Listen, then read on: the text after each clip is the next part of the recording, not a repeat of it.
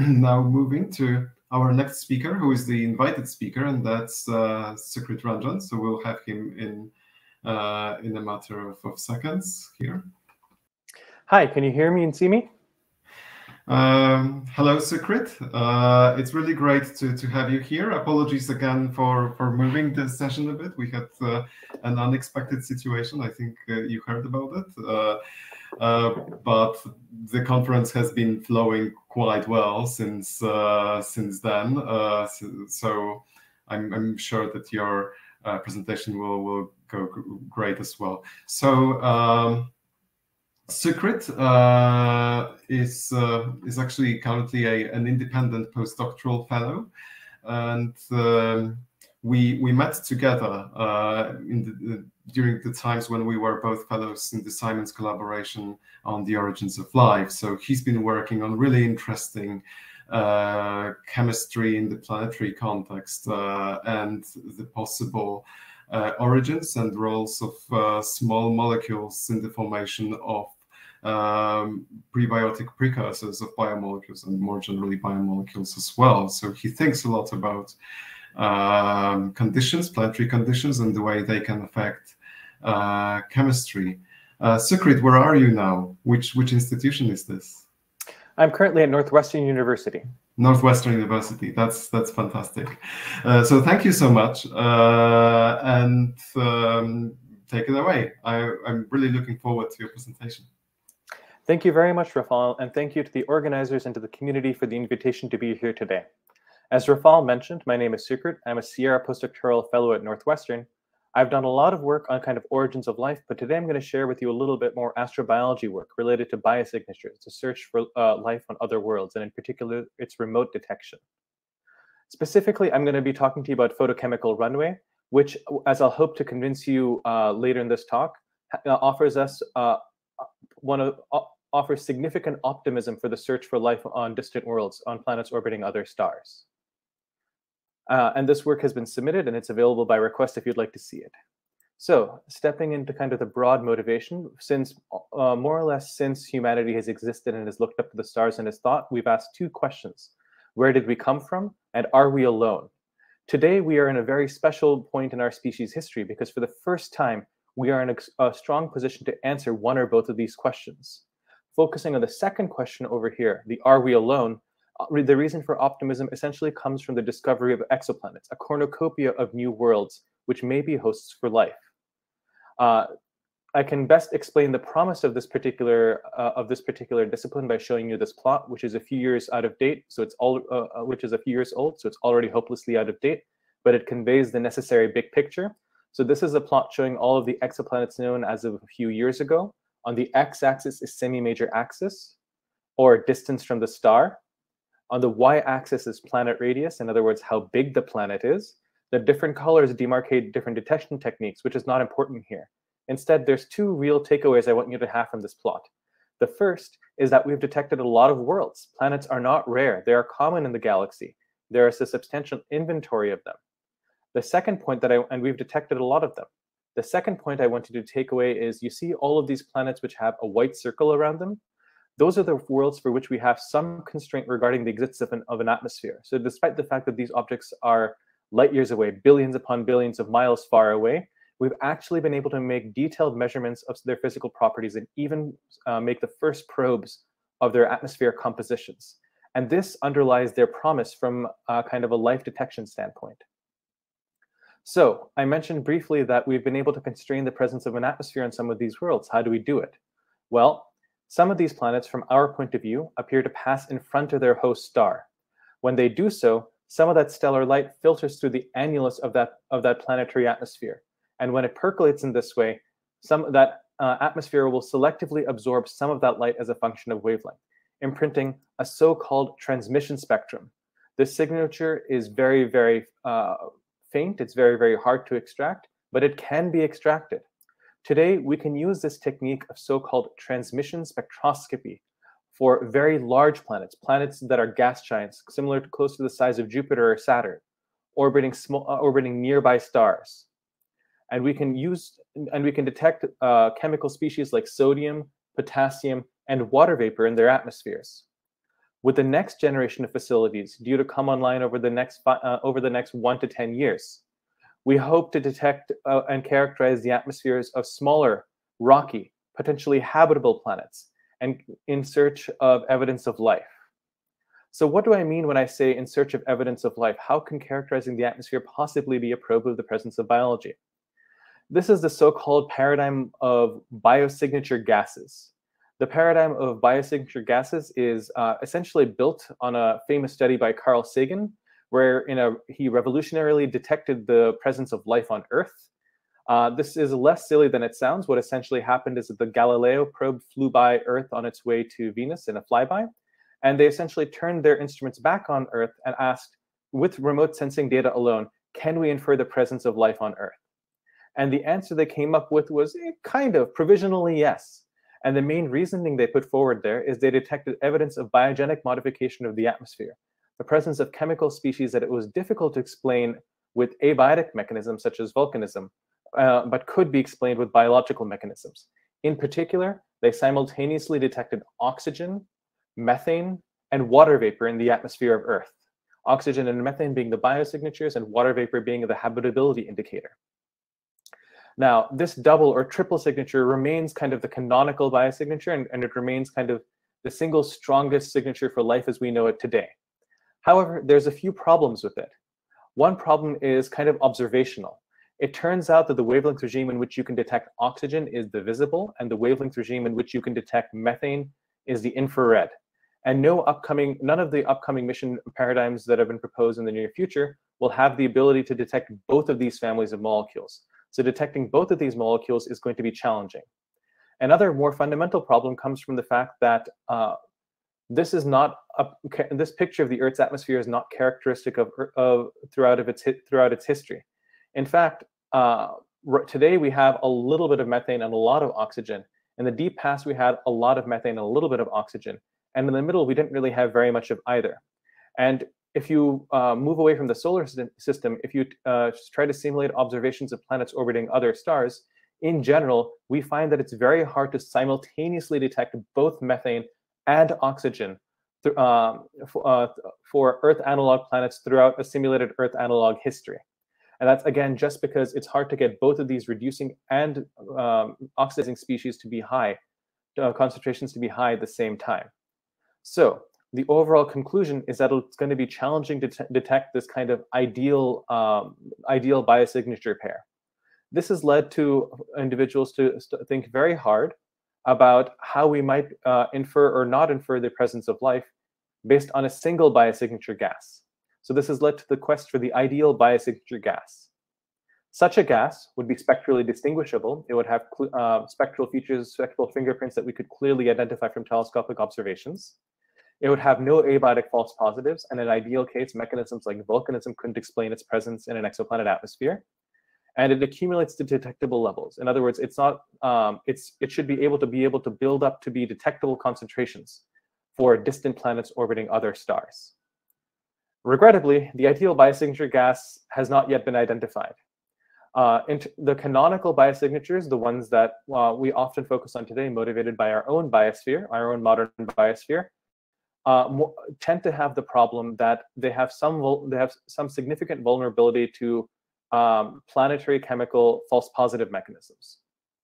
This has led to a search for quote-unquote novel biosignature gases that aren't dominant in Earth's atmosphere today, but might have been dominant in the past, or might be dominant if an alternative biosphere takes hold, of which I summarized the four major families that I'm aware of over here.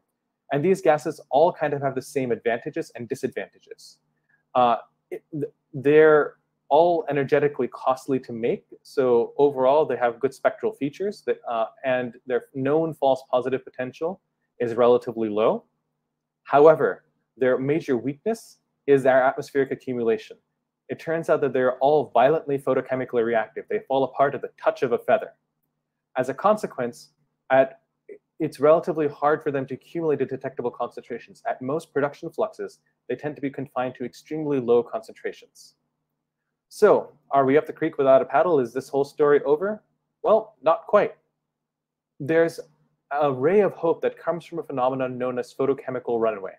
And I think I can best explain photochemical runaway via this now classic paper by Jim Casting back in 1990. In this paper, Jim was modeling the concentration of CO in the atmosphere of early Earth. So the x-axis over here is the amount of CO on a log scale.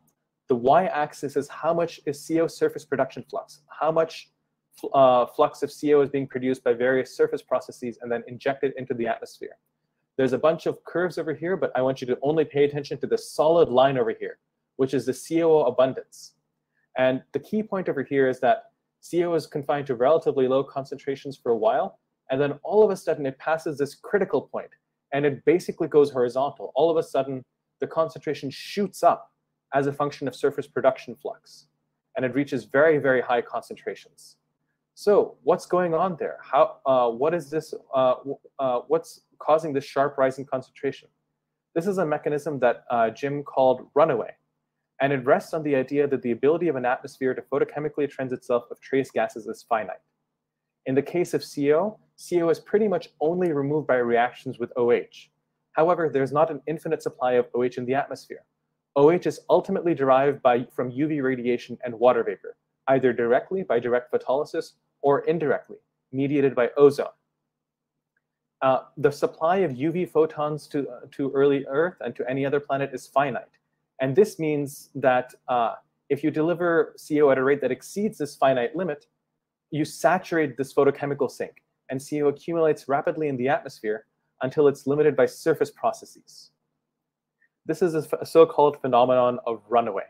And it essentially corresponds to the lifting of the photochemical limit, which is the fundamental limit on the accumulation for so many of these proposed biosignature gases.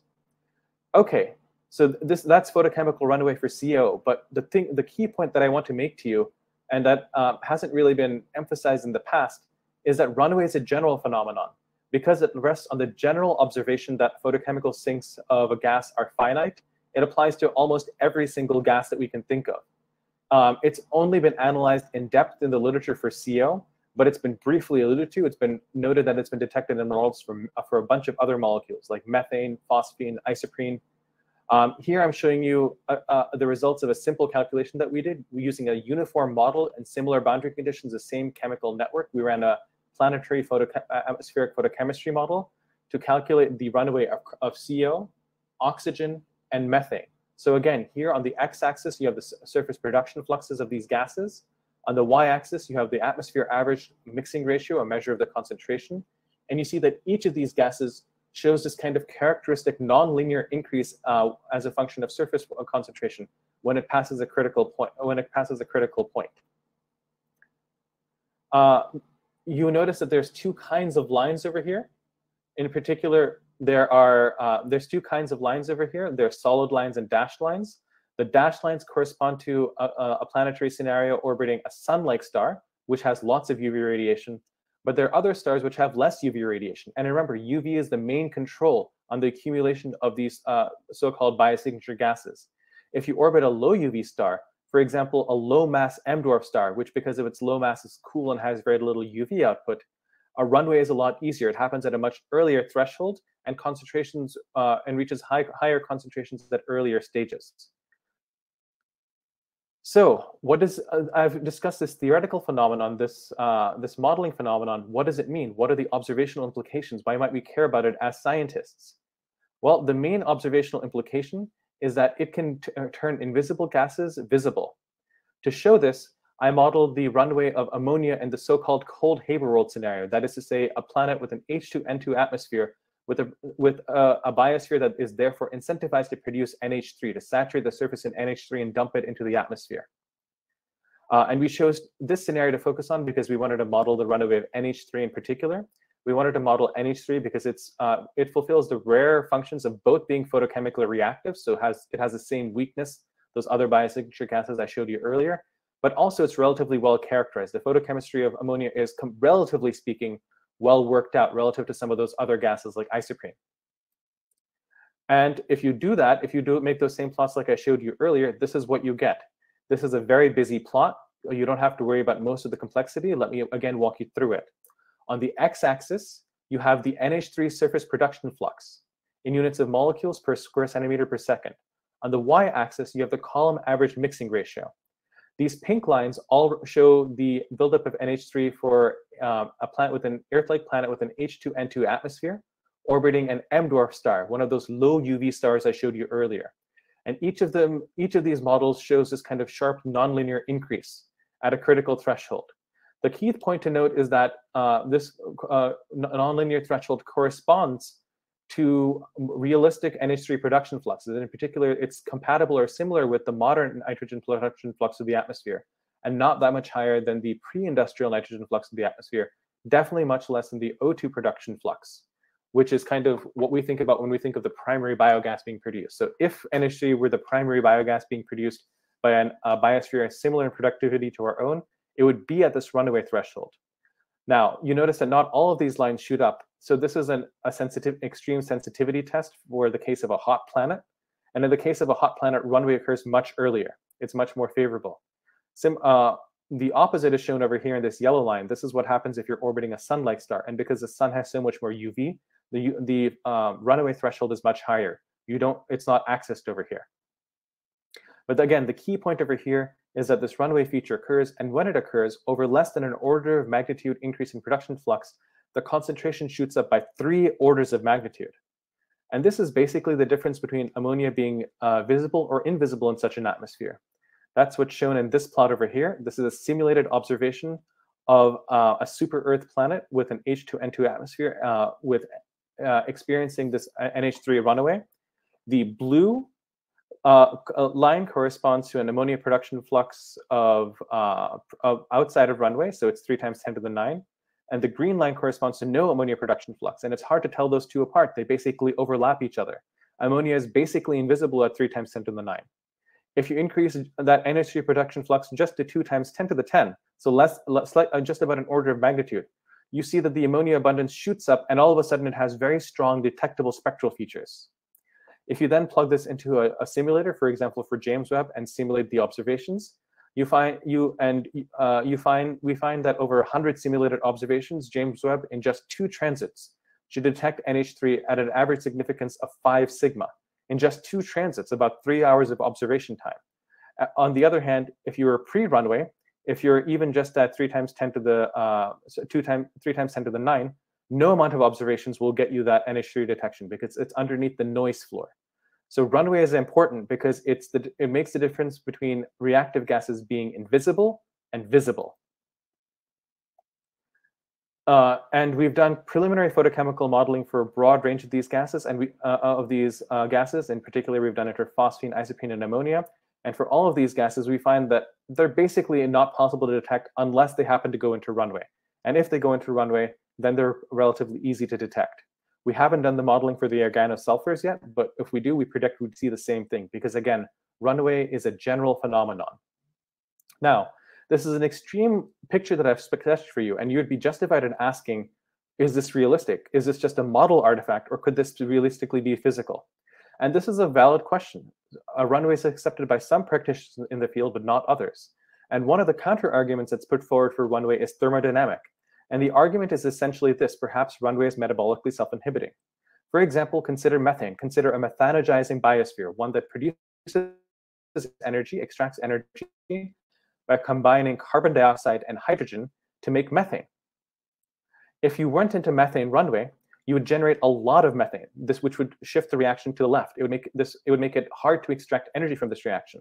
You would also have a greenhouse effect that heats up the planet because methane is a good greenhouse gas, which would also make this less energetically favorable. And so on a qualitative basis, people have argued that methane runways are impossible. And furthermore, that they've extended that kind of qualitatively to all other gases, some workers. However, this argument does not hold up in general. First and foremost, biology does produce many gases for metabolic reasons, but biology can also produce gases for non-metabolic reasons. For example, isoprene is produced at production rates comparable to methane on modern Earth, but it's energetically costly to do so. Life dumps both fixed carbon and energy in the process of making isoprene. Isoprene is instead made to serve secondary functions like signaling. However, more fundamentally, even if you accept this metabolic argument, this thermodynamic argument, we find that it's not universally valid. In particular, it's valid for modern Earth-like planets, but not early Earth-like planets.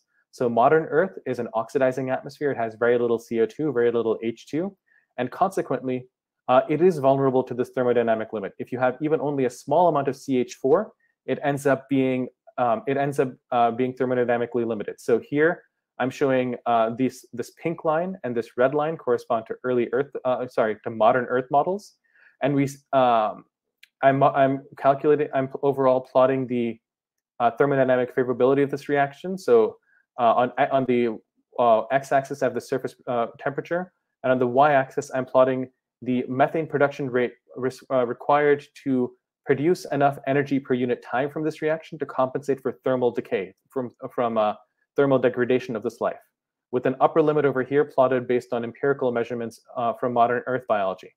And we see that, yeah, across a very large area of parameter space, this methanogenesis reaction would be inhibited on a modern Earth-like planet. However, for an early Earth-like planet, which is characteristic of Earth for over half its history, this would not be the case. Methanogenesis would remain viable over the plausible range of atmospheric surface temperatures. And that's because an early Earth-like planet has a lot more carbon dioxide and has a lot more hydrogen because it's not oxidizing. So a blanket ban is not justified. And incidentally, we just did this check for NH3 runway, and we found that NH3 runway is thermodynamically allowed across the range of parameter space. So those are all theoretical arguments, but I would say the most compelling reason to think that runway is a thing is because I think it happened here on Earth. I think we can interpret the rise of oxygen here on Earth as an actualized example of photochemical runway. And it's not just me that believes that. In recent modeling led by Bethany Gregory at the University of St. Andrews in the United Kingdom, they find that the rise of oxygen on Earth should have exhibited runway-like behavior. So again, here on the x-axis, they're plotting the oxygen production flux from the surface coming up from biology. On the y-axis, they're plotting the oxygen mixing ratio. And you again see this characteristic jump, this leap as a function of O2 production flux, over here. And this is just for one model. So you might be wondering, well, Sukrit, have you cherry picked here? Have you only shown me the favorite model that supports your case? And that's not the case. Gregory et al. Explored a wide range of model parameters and surface conditions. And each of those models reproduced this runway behavior, the sharp jump as a function of surface production flux. And we reproduce that in our models as well, our simulations of similar scenarios. One mechanism that can inhibit runway is efficient surface deposition. By surface deposition, I refer to both wet deposition, processes like rainout. So when rain occurs in an atmosphere, it can scrub soluble gases from that planet's atmosphere. And I also refer to so-called dry deposition, which is confusingly named because it does include purely dry processes like reactions with surface rocks, but it also includes deposition into the surface ocean and subsequent aqueous reactions within. If this process is efficient, it can inhibit runaway. For example, if NH3 deposits at its maximum rates, if the surface is not saturated, then its concentrations are suppressed by somewhere between 4 to 5 orders of magnitude. However, the key point to note is that the deposition need not be efficient. Deposition may be inefficient. For example, in the case of insoluble gases, Eddie Schwieterman had a paper a couple of years ago where he showed that CO enters runway even if it's deposited at its maximum possible rate. But more importantly, and more generally, efficient biogenic gas production can make surface deposition inefficient by saturating the surface. So in order for the surface to take up these molecules, it needs to be out of equilibrium with the atmosphere. But if the production on the surface is so efficient that it saturates the surface, that it puts it into equilibrium with the atmosphere, all of a sudden that deposition becomes inefficient. So we can kind of see that this extreme scenario actually happened on modern Earth for the case of oxygen. And in explaining this, I'm going to use this equation over here. It's just a simple mass balance. I'm balancing the oxygen flux through the atmosphere with its deposition, parameterized by its deposition velocity, which is a measure of the efficiency of deposition, times its atmospheric concentration. If oxygen deposition were efficient, that is to say, if it was deposited at the maximum rate allowed by theory, 10 to the minus 4 centimeters per second, then at the modern Earth oxygen production flux, we would estimate an O2 surface mixing ratio of about 20 parts per million. This obviously isn't the case, as epitomized by the fact that you and I are alive today and not choking and dying from anoxic conditions. Instead, the modern oxygen mixing ratio is 20%, which implies an effective O2 deposition velocity of 10 to the minus 8, 4 orders of magnitude below the theoretical maximum. And this occurs because oxygen has saturated the surface. 98% of the oxygen produced by biology has gone into rocks. It's gone into the various liquid reservoirs, and pretty much everything on Earth at the surface is now oxic. As a consequence, biology has made deposition of oxygen inefficient, and through geological time has enabled its own buildup. So it's in some sense a self-fulfilling prophecy. So to summarize the key takeaways from this talk, we have a robust incentive to seek out many potential exoplanet biosignatures, in particular ideally gases that can be detected with the James Webb. But a fundamental limit to most of the biosignatures that have been proposed so far is that they're excessively photochemically reactive. They fall apart at the touch of a feather. They're vulnerable to reactions with UV photons and UV-derived species, and they're not able to accumulate at detectable concentrations. Photochemical runaway provides an avenue for even these reactive gases to become detectable by saturating their photochemical sinks. We really do believe this phenomenon is physical. We believe it both because the main counterargument, the thermodynamic counterargument, is valid in some cases, but not in others. So you can't just do a blanket ban. You have to look at it case by case. We believe it because one main mechanism that can limit it is surface deposition, and it can efficient this phenomenon if it's efficient. But it can be made inefficient by surface saturation. And this phenomenon actually happened. And this is kind of the biggest reason we think that runaway is a thing, because we think it happened. We think that the rise of O2 on Earth is an actualized example of terrestrial O2 photochemical runaway. And it's a little bit remarkable to think about the crazy things oxygen has done to our system. I mean, if oxygen didn't exist and I was telling you these things, oh, this gas undergoes runaway, oh, it can actually saturate the surface and make its own deposition inefficient, I would find that a little bit far-fetched. But it actually did happen here on Earth. And one of the questions I'd like to leave you with is, if we didn't know that Earth's oxygenated atmosphere existed, would we even believe that it were possible? One exciting aspect of this photochemical runaway prediction is that it's testable. And it's particularly testable because it's low UV M stars like M dwarfs or white dwarfs are extremely favorable for the occurrence of this phenomenon, because they're smaller and cooler than sun-like stars, and they have much less UV radiation, meaning that the runaway threshold is lower. Fortuitously, these are the exact same stars that are the most favorable targets for characterization with the James Webb Space Telescope. So upcoming facilities like JWST and even the ground-based ELTs should have the ability to test this theory. I'd like to acknowledge my colleagues and collaborators, and in particular my funding sources. I'll leave up my summary slides, and I'd love to take questions. Thank you. Thank you so much, Sukrit. That's really exciting work. I mean, and also very, very timely because of the JWST mission. So it's really, I mean, fascinating to see these developments and new ideas that you show and then work on. And we already have some questions. So I'll read the first one from the Q&A section. So the question is, would it be interesting and maybe easier to look for some molecular footprints of civilized life forms similarly advanced to us, maybe for some volatile compounds of particular heavy metals, for example, mercury? Yeah, that's a great point. This brings up the field of so-called technosignatures. And the short answer is yes, absolutely. If technological civilizations exist, they have fingerprints that are much easier to see. In particular, I believe chlorofluorocarbons, CFCs, would be a relatively detectable signature. N2O has recently been analyzed as a potential technosignature, although again, it's a little bit vulnerable to some of those false positives, in particular, a lightning-heavy planet. But I think everyone got a little bit burned after SETI. Like this same hope was applicable to SETI. We're broadcasting a lot of radio waves. Maybe other civilizations are as well. Let's go look for them. It should be easy to find. And we didn't see anything. So this has led folks to wonder if maybe the transition to technological civilizations is somehow inhibited. Maybe it's hard to get life. Maybe it's hard to get complex life. Maybe it's hard to proceed from complex to intelligent tool-using life. This and the focus on primitive biology, something that could occur just if you have a primitive biosphere, I think motivates a lot of this efforts, because the idea is, well, maybe if those other two transitions are hard, maybe this first one, the advent of a biosphere, isn't. So that's the hypothesis that can be constrained by considering primitive products of biology. Mm-hmm. Thank you, Sukrit. I was wondering actually about the possibility of screening. So, of course, on Earth we have the ozone layer and a lot of oxygen, which very efficiently screens UV light.